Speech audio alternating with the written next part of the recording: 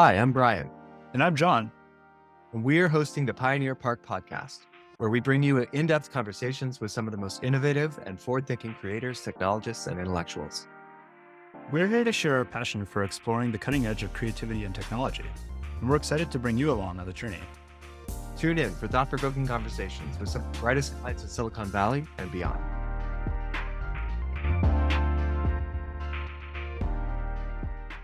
Okay, so today I'm super excited to invite Sonia onto the podcast. Sonia is an AI researcher at Mila, Quebec AI Institute and co-founder of Alexandria, a frontier tech publishing house.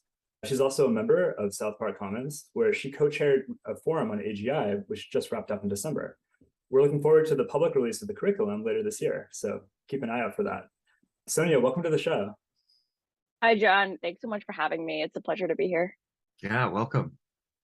Hi, Brian.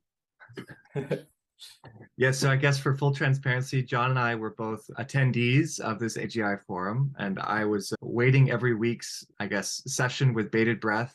I thought that the discussions in the forum were super interesting. There was a bunch of really prominent, interesting guests that we had come through. And yeah, it was really interesting. Some intersection of like practical questions with sci-fi. And a lot of things that are like used to be sci-fi that are getting far more practical than perhaps we ever anticipated. All right. So Sonia, I feel like the question that's on everyone's mind is, who is Ronnie of Jauncey? Oh my gosh. Yeah. So basically, like, I grew up on a lot of like Indian literature and Indian myth, and she is considered to be India's Joan of Arc. So female leader, like, has a place in feminist scholarship if you look at Indian literature. And I believe she led parts of India against the British. I actually want to fact check that. Yeah, no, that's really cool. Just we loved the recent kind of blog post that you worked on with SBC, and you pointed out how these kind of influences like really enabled you to succeed at your current endeavors. So we're like just curious about maybe like how your background made you who you are. Yeah, no, I appreciate that question a lot. So like I would say I have kind of culturally schizophrenic background in some ways, where I spent a lot of time when I was a child in India, but then the other half of my life was in Massachusetts, which was very like a lot of Protestantism and growing up on a lot of like American history. I like I saw things in a constellation of various like cultures and religions, and that has like very much impacted like my entry into AI and how I'm conceiving of AI today. Yeah, something that we loved about the AGI forum is that you have this kind of really critical eye towards the culture of the way that AI is practiced and the way that research is going forward. And I think you really brought this kind of unique perspective that was super valuable.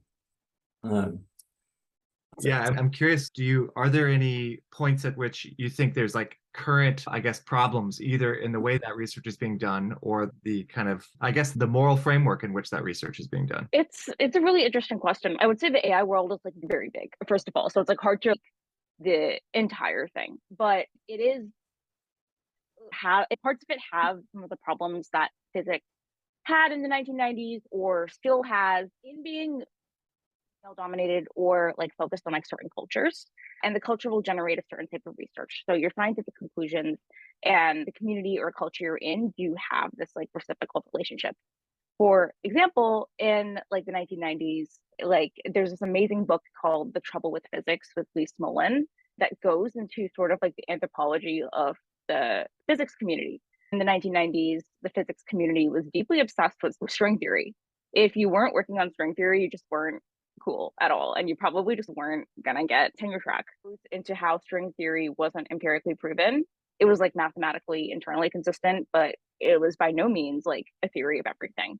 And how the monoculture of physics and like the intellectual conclusion of string theory would feed off each other in this like that cycle. Lee Smolin basically created his own institute to deal with this problem because he got just like very frustrated. I don't think AI is quite so bad, but there are pockets of AI that I do notice similar dynamics. In particular, the parts of AI that were previously like more influenced by effective altruism and less wrong. And this is like the AI safety and alignment camp.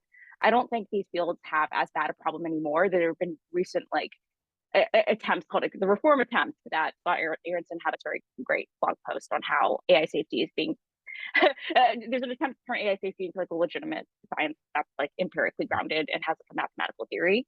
But I did notice that more classical AI safety definitely had these like 1990s style string theory problems, both in the science being like sort of like not empirically verified, but like kind of dogmatic, and also in the community that was generating it not being fairly healthy. And I guess with a caveat, I'll say like I have been either adjacent to or in these communities since I was basically like 12.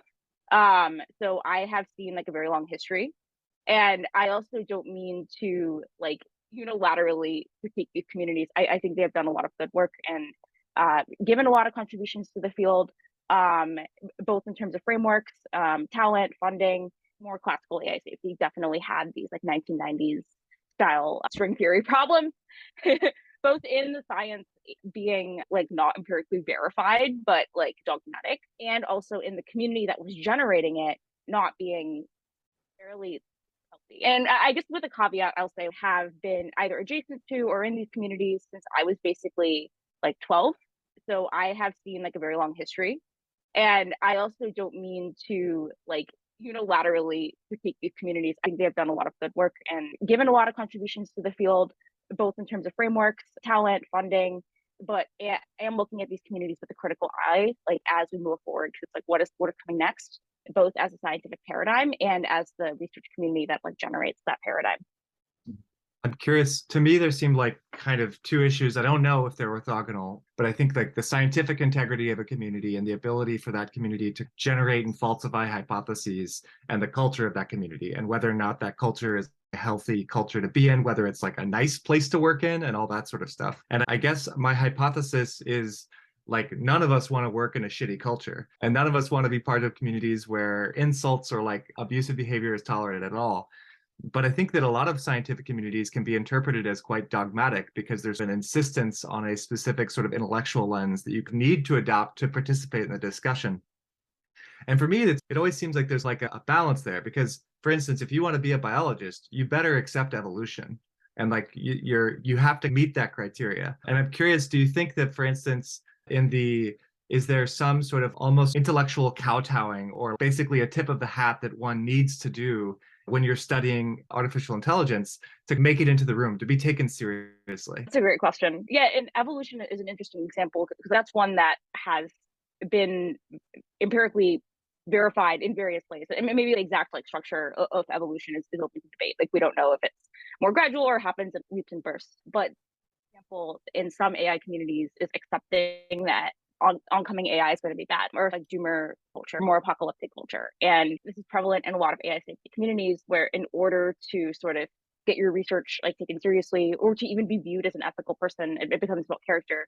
You have to view AI as inevitable, it's coming fast, and it's more likely than not going to be incredibly disastrous. And to be clear, I think AI, like we should be thinking about the safety behind incoming technologies. That's obvious and good. If AI ends the world, like that would be terrible. And even if there's a very small percentage that could happen, we should like make sure it doesn't happen. But I do think that some of these communities like overweight that and make it almost part of the sort of dogma when it's not empirically proven that this is going to happen. We have no evidence this is going to happen. It's like an a priori argument that's actually like mimicking a lot of like doomsday cults and also like death cults that have been seen throughout history. And it's absolutely fascinating that much less now than it was before. A lot of classical AI safety has become like modern alignment or practiced in more professional spheres where I think views are a lot more nuanced and balanced. But there is still a shadow of Bostrom and Yudkowsky and these original thinkers who were influential, even more influential like 10 to 15 years ago. So yeah, sometimes when I talk to people who are really into the alignment problem, there's a kind of view that like the philosophical argument that is made is just like very strong. And so people just view it as actually just like a very strong argument that these systems are very dangerous. If you think about, when I think about Holden Karnofsky's pasta, like I can imagine, okay, I think if a system was that powerful, it seems like it would be dangerous. I don't know exactly how likely I think that exact version of it is to be created. When you think about those, when you think about I guess like the content of that alignment argument, do you think the content, do you just think do you think the argument is strong, or do you feel like it's actually overrated? What's your view on that?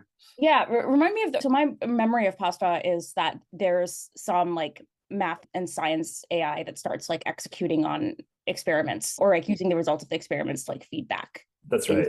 Yeah. This is fascinating. I love Pasta. I think it's absolutely fascinating as a thought experiment. My pushback here would be like, all of these scenarios strike me as being slow takeoff, opposed to someone develops like an agent, like a single lab develops an agent, and the agent starts like recursively self-improving, and it like takes over the world, which is like often like the classic scenario presented. The reason this doesn't make sense to me is that there are so many like limitations in the physical world. For example, just like the speed of molecules in biology, we're going to be limited by that. The speed of a robot like traveling across the country, we're going to be limited by that. There's one argument that computers think so fast, they're going to be able to outthink us. I think this is true, but ultimately for the computer to interface with the physical world, it is going to be dealing with the slowness of the physical world. And that is not something the computer can artificially speed up. There are also various other constraints, like the government has a lot of red tape and bureaucracy. In order to actually run any study, you have to go through a certain approval process. Maybe the AI figures out how to bypass that. That's possible. Maybe the AI has a physical army and it doesn't care. That's also possible. But I do think that like the real world has enough red tape and constraints where we're not going to wake up one day and see like drones like everywhere and some like AI has taken over. I think it'll be like slower and more subtle than that. This is also not to say not necessarily to worry. Having some sort of superhuman scientist that gets out of her control sounds objective, but I don't actually think Pasta in its current form is an inevitable outcome. No. Yeah, that's very interesting. I feel like there's like a dynamic with a lot of technologies, and this was true for crypto. The wave of crypto interest is that everyone that was very close to the technology assumed its expansion to take over the world was inevitable. And then everyone far away from it, like treated it as utterly irrelevant. And it turns out that both are wrong. Like that there's some sort of middle ground of estimating its impact on the world where you can converge on truth. Yeah, exactly. And it's so funny because like every time I leave San Francisco and go talk to people not in tech, like I'm in Boston right now, it's just like I can feel myself leaving the bubble where people are like, what is ChatGPT? Like I heard about that in the New York Times, I think, but I don't it's just like a different world out here. Yeah. So maybe backing up a little bit, I'm really curious about Mila, both like the work you're doing there and how you ended up going there and what that community is like. Yeah. So Mila is a deep learning institute in Montreal. It was founded by Yoshua Bengio, who's one of the fathers of modern deep learning. And it's an incredible place. Like it's very international. It's the largest like academic institute for machine learning in the world. It has a lot of collaborations with industry. It's known for a lot of researchers who are awesome in reinforcement learning. Ian Goodfellow, who invented guns, did his PhD there. So it has this like very vibrant history in machine learning. And I went there to work with Blake Richards, who does some incredible work at the intersection of neuroscience and AI. Can we look at the brain of our AI algorithms? And like, I felt like Blake's lab had a lot of intellectual independence, which was very attractive in me partially trying to escape some Bay Area monoculture and develop my own intellectual frameworks. I think my intellectual frameworks are very much in development. Otherwise, I would be able to stay in the Bay and actually interface with that. So Mila has been like a very good environment to work on that. I'm curious, do you feel like it's a different bubble? Is it outside the bubble? Is it a loosely connected bubble? Because I think we definitely recognize that San Francisco and the Bay Area in particular has a specific ethos and take on the way that AI is affecting things. Obviously, this is the heart of the industrial applications or the commercial applications of these things. I'm curious how Mila stays connected, but also separate. Yeah, so Mila feels like less of a bubble, I think, because it's so international. There is a constant influx of students coming in from Europe, from Canada, from India, from the United States, that it doesn't feel as closed as an ecosystem. There are also like more stakeholder interests than the Bay, I think. Like you have government as a stakeholder, you have industry, you have startups, you have academia itself. So as a result, I don't think anyone has to prescribe to a particular way of being. Plus, Mila's culture or Montreal's culture enables this environment in that the culture is very caring and very respectful of individual differences. One interesting thing that was happening at Mila last year was the introduction of the scaling hypothesis. So the scaling hypothesis, just like the more data, compute, and parameters you have, intelligent behavior is going to emerge. This is something I think the Bay Area accepted much sooner and much more readily, for better or worse. In this case, I think for better, because I think the scaling hypothesis is like mostly correct. But I noticed at Mila, there was just like a lot more resistance to it. And this could be a variety of things. This could be coming from academia, and academia has always been a bit more anti-scaling compared to industry, just due to compute limitations. But I also do think that Mila is just less susceptible to any kind of trend due to people just being very exposed or used to very different ways of thinking or more independent in their opinions. Yeah, so it can often feel like a lot of research or the kind of vibe of the field right now is this kind of like scaling hype train. Are there kind of other lines of interest of research that you're interested in that are going on at maybe in Mila or other places that are less affected by that specifically? Yeah, one area that I find interesting is some of the interpretability research on toy models, or like mechanistic interpretability on toy models. So basically you are looking at the structure of the neural net in order to understand what it's going to output. You're trying to reverse engineer its algorithm. And this, I think, is pretty suited for low compute paradigms, because you can just have like a 4-layer like neural net or some like tiny transformer and just do all sorts of fascinating visualizations to try to find first principles. The hard part here is I do think you need to connect it to the larger models, which show like fundamentally different behaviors. But this is the fun part, because you can come up with laws that sort of generalize the behavior of these toy models to the behavior of the large models. And you can do a lot of work without as much. One thing that may be true in the Bay is that there's definitely an overrepresentation of these power of these commercial interests and the startup culture and the impact of scaling. But one might also argue that is actually the truth, that the reality is that more and more of the innovation in this space and an incredible proportion of the kind of overall power represented by these technologies is being monopolized by commercial interests. And that to not acknowledge that is almost like silly. These state actors haven't been very effective, and academic institutions are increasingly falling behind. A lot of the best publications are emerging from the private sector. Is there almost like perhaps like a blinders on in terms of not acknowledging that? Yeah, I think that's mostly right. The one caveat is I think academia is still useful for this sort of theory and doing ethics and policy work where that is in conflict of interest with industries and corporations as a safe haven for that. But returning to your question, like I think in academia, there is among some parties, maybe some denial about scaling laws because it might make your research feel less important. It might make it feel like you've been working on an inductive bias for 5 years or 10 years, which is a very long time. And there might be a sort of like psychological like aversion or denial of it to protect like your research. Plus, I do think there's less engineering talent. Like all these industrial labs are working side by side with amazing full stack engineers. And in a lot of cases, setting up these systems requires that talent, and that can feel less accessible if most of your skill is like mathematics or doing stuff in a Jupyter notebook.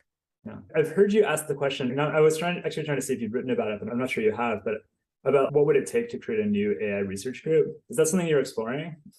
Yeah. That question is like so fascinating to me. Like I'm very fascinated by the origin stories of DeepMind and OpenAI, and want to spiritually do something similar, but think that it's going to actually look quite different. Because when DeepMind and OpenAI were founded, AI was like less hot, or it was like hot in a different way, and it was considered more sci-fi and crazy.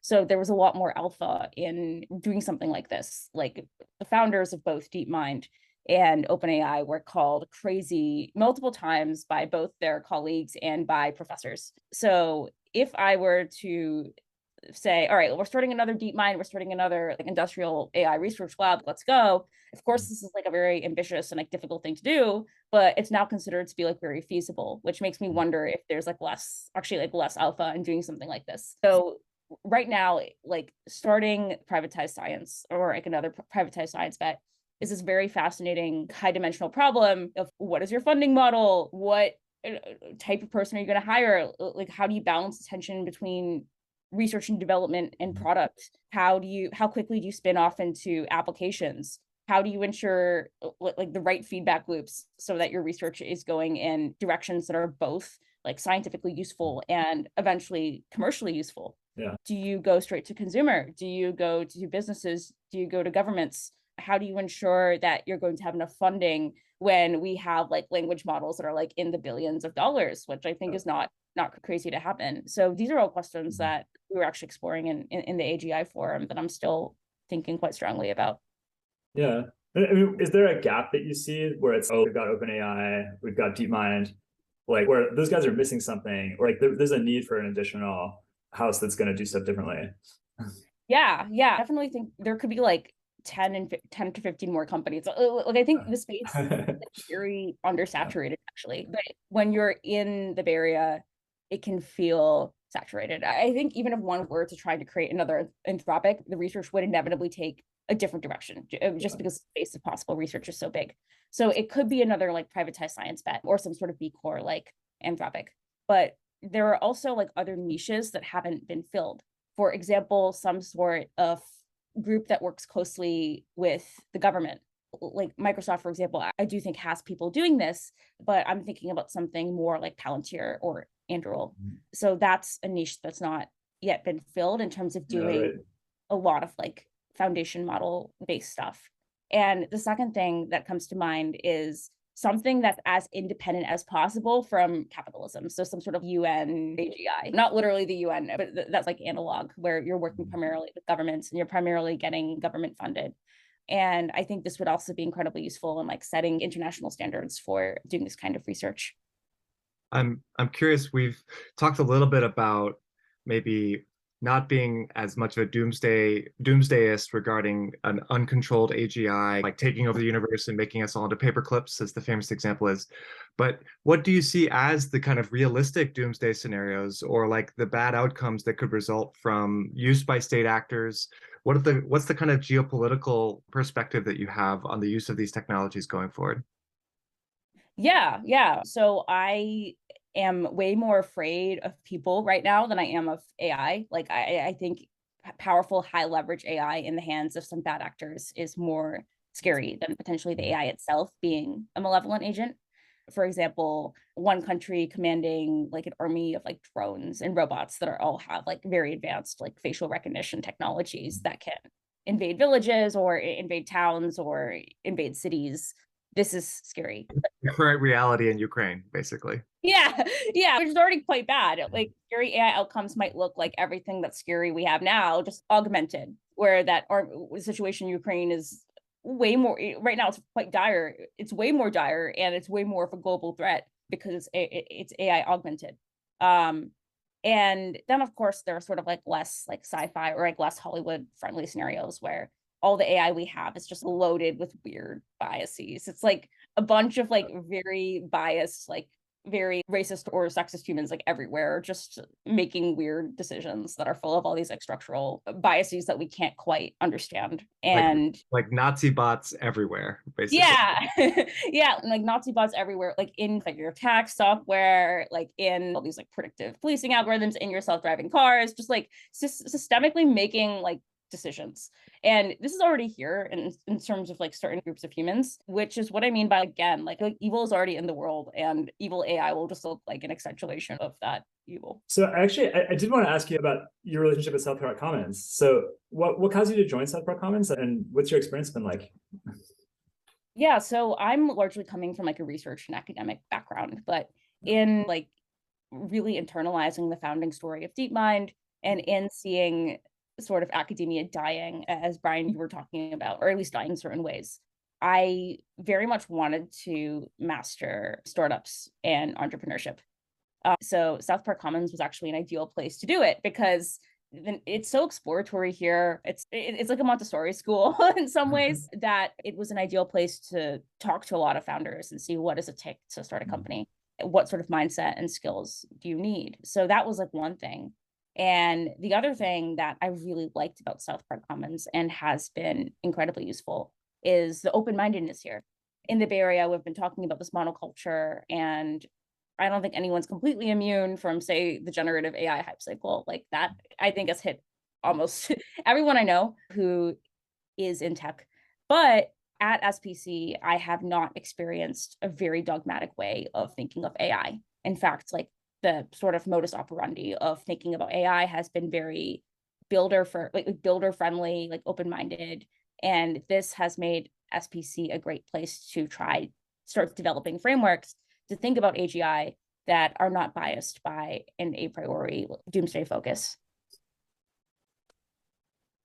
Yeah. Do you actually feel like maybe related to that, like there's this kind of like decelerationist idea coming out of the doomer world? Do you think that might be actually hurting us in terms of our ability to handle the actual challenges that are arising around AGI stuff or AI stuff?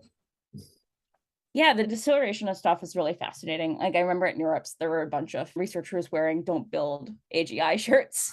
And it's interesting. I'm not sure what it looks like in practice. Well, is this like a social and like artistic movement, or are there actions being made that are decelerating AI? I'm not sure. Like the way I like to think about it is thinking very carefully, how are we applying this AI now, and how can we be applying it in the most effective and maximally good way, which is both a technical problem and a social problem. Are we applying it to reduce poverty in India, or are we giving it to like farmers in India to test the soil so they can plant their crops with more intentionality as to weather patterns? Like that's like a very different use than say like using it for social media. So I'm not sure I would say don't build AGI, but think extremely carefully as to every single use case that you AGI to would be my version of that. In recent interviews, Sam Altman has talked a lot about how as the cost of most forms of intellectual work decline, and I think that is a realistic hypothesis that like document generation, code generation, like a ton of white collar sector jobs and fairly expensive skills are going to become a lot cheaper, and that those are going to be filled in by increasingly sophisticated models. Now, whether or not we call that AGI or just AI, I think is an interesting debate. But for me, there seems to be a bit of naivete on what the future looks like in this world of abundance, because the economic sort of biases seem to be that the owners of these systems, which are these large commercial entities that we've been talking about, are the ones that get to absorb all that value, and that the entire middle, and we're talking career transitions that we probably have trouble thinking about, just massive career transitions for people. And there's this constant cycle of creation and destruction with jobs. But I'm curious, what are your own views on how society begins to change as a function of these tools getting more sophisticated? Yeah, it's fascinating. One thing is I do think automation of jobs is largely overplayed. This is seen historically, and I think this is the case again in that jobs will just become different. Right now, prompt engineering is almost like a job or a thing that some people are better at than others. And when prompt engineering becomes less relevant, maybe these models become better. I do think it'll be something else. Like maybe, I don't know, navigating like the nightmare ecosystem that's about to develop around like language models, or setting up like generative AI workflows for people. I do wonder if using these tools is going to be harder than we think. For example, I was trying to use ChatGPT to help me write an essay and found it was pretty useful in helping me reword awkward sentences, but it was like pretty bad at actually getting an essay that flowed in a unique way. And sure, maybe we need more data and GPT-4 will solve this problem. But I do think that these are so far tools that are automating away some jobs, but not necessarily making things as easy as we would think, and making a bunch of new jobs arise. But say I'm to take like the strong version of what you're saying, which is, yeah, jobs are getting automated away. And this is actually like quite bad. And these corporations are owning these algorithms, and we're seeing like massive wealth disparity. This strikes me as being at government level of policy in terms of having some sort of like universal basic income. If we're going to have a post-scarcity world, that's pretty necessary. Pretty severely taxing these organizations or treating like aspects of AI as a public good or as a public utility. Yeah, one part of me fears that we're headed towards Elysium, I don't know if y'all have seen that movie. Yeah. So that's like a terrifying AI future. I fear that. I fear that as well. And also very much don't want that. It's actually kind of underlying these conversations are the questions about what systems of ethics we need to be applying. So obviously there's been a lot of impact from the EA movement. All right, now we've had some retrenchment on some of that due to recent the FTX meltdown and Sam Bankman-Fried's association with it. What's your view on maybe both like effective altruism and also like what alternatives you think are interesting as well? Yeah, I love that question. So I do think we need to be looking at every ethical system that has had like, any sort of prominence like, across cultures. So not just ethical systems from Western cultures or Europe, but also ethical systems from Aboriginal tribes or other countries, China, India, Japan. I am coming to the conclusion that there's this like meta ethical system that people have or develop in which you deploy almost like a different ethical framework in different contexts. And it's actually like quite complex, but there is like this almost like meta ethical algorithm that's like quite sophisticated. And it doesn't look like something that's as clean a decomposition as like deontology, like consequentialism, like one or the other at certain times or different ratios, or it's not quite as simplistic as that. And I do care a ton about something that I think is very underemphasized currently, which is the sort of like personal, ethical, and like moral systems of the researchers, the scientists, the engineers, the operators, the people in this field making high leverage decisions. And I think this is controversial because in America, there's often this like strong separation between like your work life and like your personal life, and like what you do in your personal life like shouldn't affect your work life. But I think when it comes to anyone in a position of leadership or high leverage, I do think that ethics of both have to be like relatively watertight or as good as possible. And ethical and moral education for these leaders is like pretty paramount. And this education could look like studying like these ethical systems and moral systems across the world. It could also look like just like traveling a lot and like talking to a variety of very different people, different ages, like from different countries, like from different like cultures and subcultures to just get a better sense of what the world is like. Regarding EA, there is just a very strong emphasis on rationality, on utilitarianism to a degree that I don't think is functional. I think a little bit of rationality and a little bit of utilitarianism is great, but these cultures have tended to overdo it. The most sophisticated thinkers in these communities don't make these mistakes, but I think the average person in the community and the community as a whole does make this mistake. And rationality is especially interesting because I think in India, which is the other culture I'm familiar with, I don't see this like strong, clean binary between rationality and emotion. It doesn't make sense. It's like taking a neural net and like arbitrarily saying the logics are rationality and like the inner layers are like intuition, like something like that. They're more viewed as like parts of a more cohesive system. So to like almost fetishize rationality over intuition or emotion, it doesn't make sense from in like a more structural way. The other thing is that there is this amazing book called Eurocentrism by Samir Amin, who's like this Egyptian scholar who goes into sort of the history of metaphysics and metaphysical cults.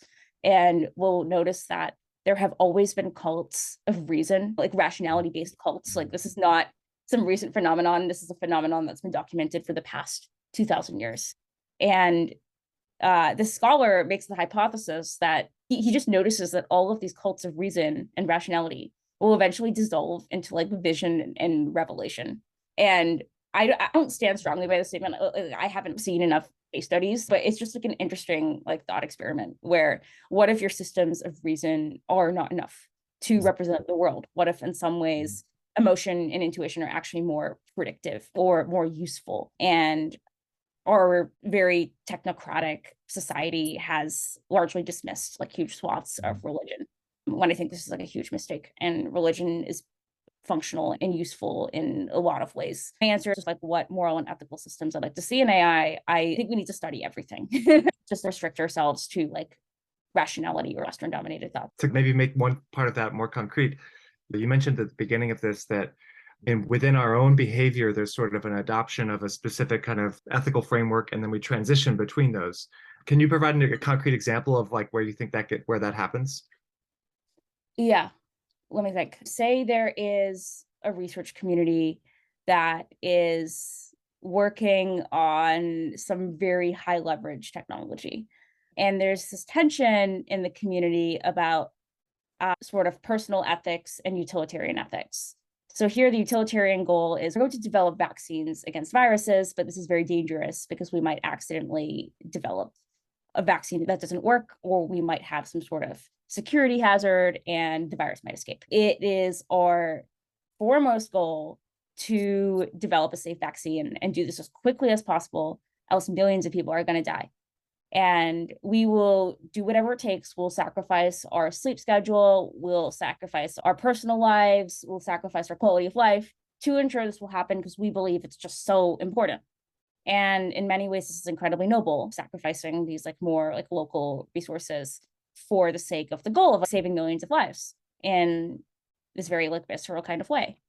However, say some researchers start cutting corners. Some of the researchers, especially the high leverage ones and the ones managing other researchers, start screaming at their employees for not working more, start controlling huge swaths of their employees' lives, start sort of manipulating their employees or even taking advantage of their positions of power to psychologically abuse their employees.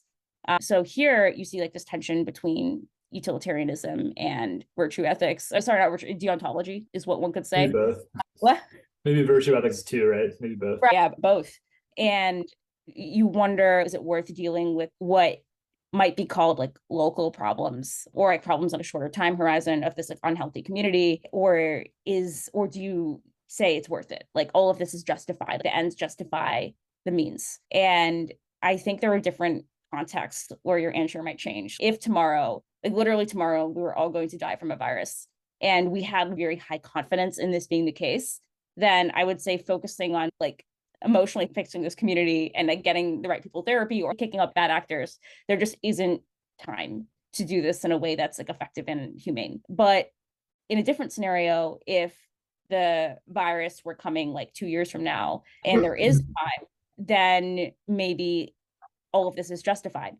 There's also another view where abusing people close to you is like never, ever okay, not even for the name of a utilitarian goal. So here it's like a human rights violation as treated as unilaterally bad. Human rights are sacred. You cannot, ends never justify the means.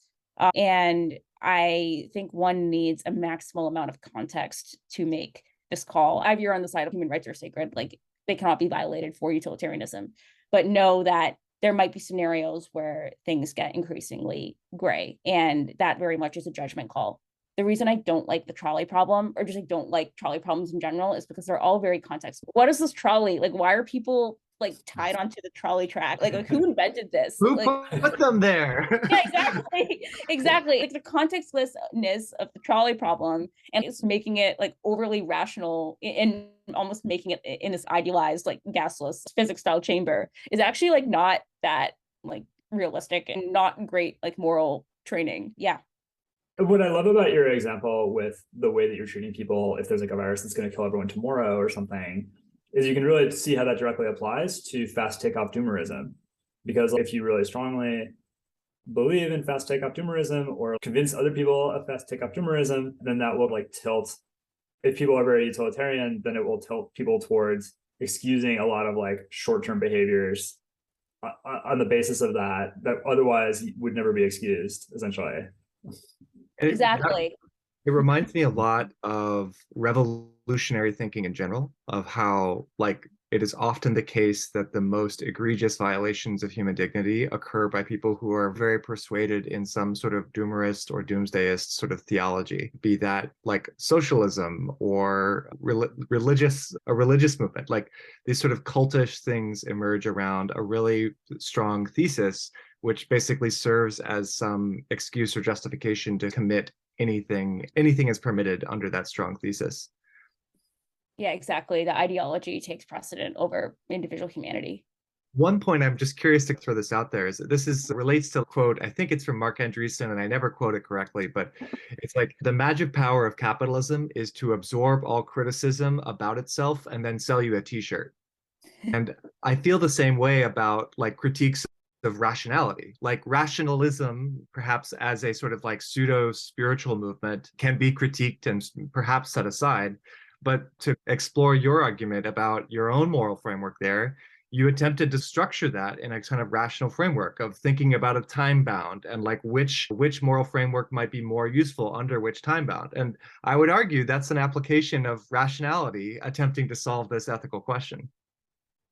It could be. It could be an application of rationality, or maybe it was an intuition that I later formalized into words in order to communicate it. I would love to see, I guess, what is your definition of rationality? Is it like using scientific language? Is it like attempting to use logic? Is it, I'm going to try to invent like words. Is it like how you're directly perceiving the world? Is it,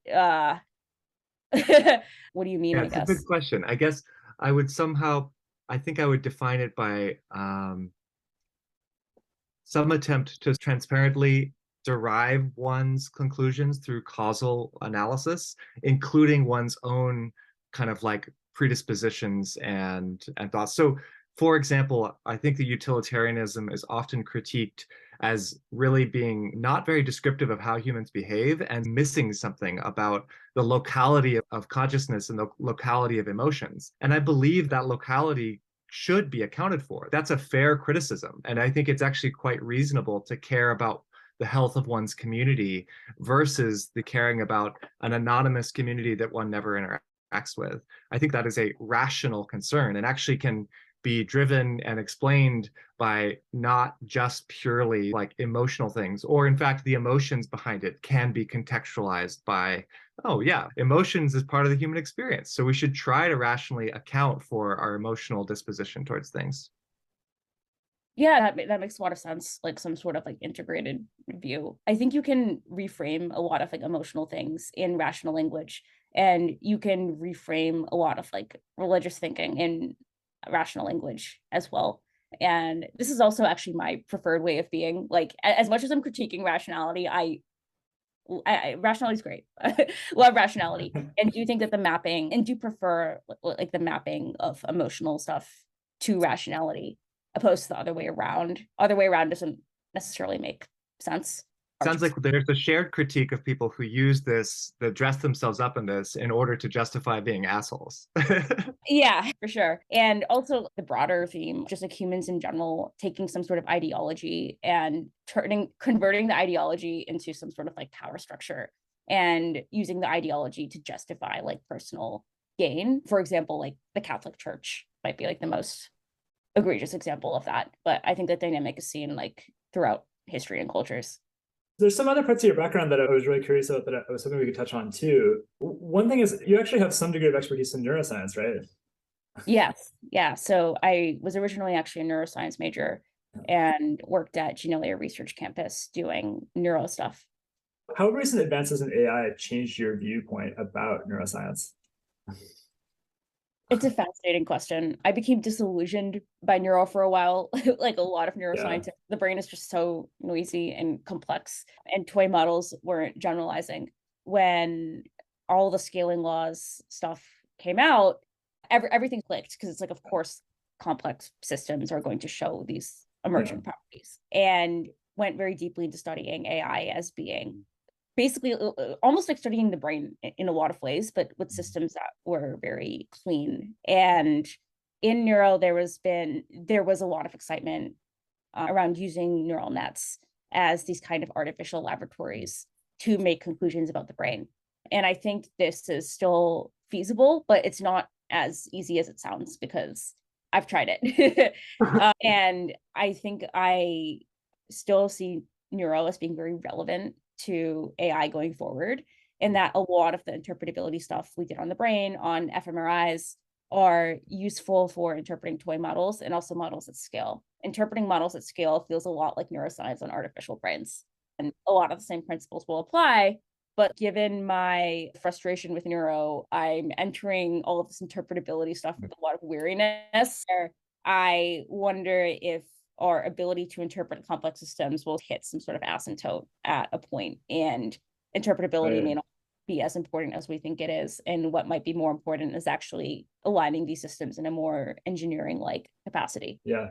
And I don't know if you actually have a PhD in cognitive psychology.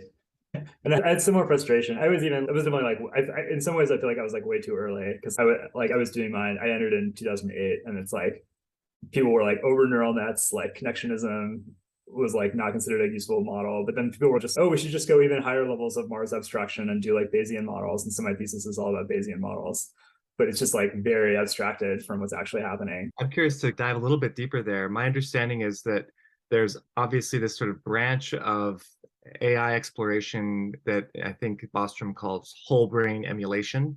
And there's been some very simple projects of emulating the neurological systems of very simple organisms. Is that a branch of research that just feels very bounded and constrained by the complexity of biology? Is that a branch of research that you think will have some things unearthed from it? It's a fascinating branch of research. I think they're definitely going to learn something, but it's also like a different goal than building artificial systems. Emulating biological systems or understanding the brain almost it takes on these like tones of like naturalism, where it's like, what is the natural world like as it is now, and how do we form a very high resolution model of that? And that's like a very scientific and work endeavor. But it feels like a different goal than what is intelligence in the abstract, and how do we build intelligent systems that benefit us. And it's not clear to the extent that you need to look at the brain. To some extent, yes, like deep learning originally arose from looking at the brain. So I think there's still a lot of stuff there, but it's not totally clear how biological one needs to go to carry that back. I mean, one thing I found kind of interesting is just that like backprop seems to not be the brain's algorithm, but it seems unclear whether we know what the brain's even basic algorithm is, which is, it seems like it would be useful to know. Yeah, that's so fascinating. That's something that my lab, like Blake Richards, has done like really interesting work on. Yeah, like Hebbian learning and like backprop or like various other algorithms. How effective is Hebbian learning if you like scale it? Like what is like the scaling law of each learning rule? And the scaling law of Hebbian learning doesn't appear to be like very good. So it's like, what is going on? I would love to know the learning algorithm as well. Like right now, it seems like propagation is like abstracting over various levels of learning, from like individual learning to cultural learning to like civilization skill learning, and backprop is like the right like metaphor for all of that happening at once. I heard an interesting thing, just to cite an example that did draw a parallel between a discovery in the computer science setting or the artificial intelligence setting that felt like it had a corollary in biology, and that was time difference learning. And this recently came up with an interview between Ezra Klein and Brian Christian, in which Brian Christian was exploring a parallel that basically the ability of our brain to be gratified from being pleasantly surprised was just very similar to the way that a system like AlphaGo learns from its forecasts being off dramatically. And I thought that was just like fascinating. It's, oh, wow, have we, through a separate means, discovered something that has a biological corollary? Yeah, it's super fascinating. Like dopamine reward circuits and their TV learning is very cool. Super cool. Okay, so I think we're starting to come up on time. I thought maybe a good final question would be, what advice do you have for smart young people who are curious about intelligence? Ooh, it's a broad question. Follow your instincts. Like the field of intelligence right now is somewhat constrained, in my opinion, and historically has always been constrained in terms of defining what intelligence is and the various ways in which we could study it. Intelligence is one of those words that historically was like monopolized by like particular types of intelligence, like being super good at chess. Researchers just made a bunch of algorithms that were very good at chess. But types of intelligence that I would love to see are robots that are very good at dancing, or other forms of intelligence as well. So whatever your intuition is, just follow it. It'll lead to interesting places. The second thing that's might be more practical or actionable is to just read a ton of textbooks. Like you can get textbooks for free online. And if you don't necessarily have access to like classrooms, just like download them and just read them cover to cover. And that's how I learned deep learning. It wasn't through school. It was through just reading textbooks and autodidacting. And the knowledge is more accessible than one might think. And you don't have to be super intelligent to study intelligence. What are some of your favorite textbooks? Deep learning, it's Aaron Corville, Yosha Bengio, and Ian Goodfellow is like a classic. I've read it like 4 or 5 times. Deep learning, I think it's one of those fields where the first time you read a textbook, like a lot of it might fly above you. But if you just keep like staring at the same equations in like different contexts for many years, eventually it all starts clicking. Well, thank you so much for being our first guest on the podcast. It's been awesome to talk with you. Thanks so much, guys. That was really fun.